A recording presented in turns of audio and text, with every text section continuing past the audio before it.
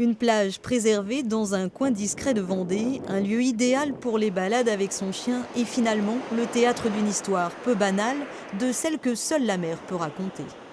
Un jour comme un autre, on vient se promener avec Astor, mon petit chien, qui a vu une grande forme jaune qui sentait bon la noix de coco. Et il a juste fait quelques petits grognements en disant tiens, qu'est-ce que c'est que ça? Et puis je me suis rapproché, j'ai vu cette magnifique planche, ce gun, tout jaune, très abîmé. Laurent rentre aussitôt avec son trésor de l'océan et se lance illico dans l'aventure Facebook. Il poste une photo de la planche de surf avec un objectif, que le réseau social fasse son œuvre et mette la main sur le propriétaire de l'objet perdu.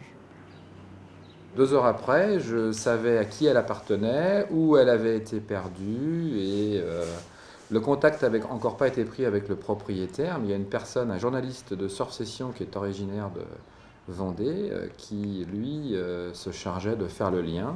Contact est pris avec le propriétaire chilien. Le 22 décembre dernier, Ramon Navarro, surfeur, participait à une épreuve du genre extrême, des vagues monumentales réservées à l'élite.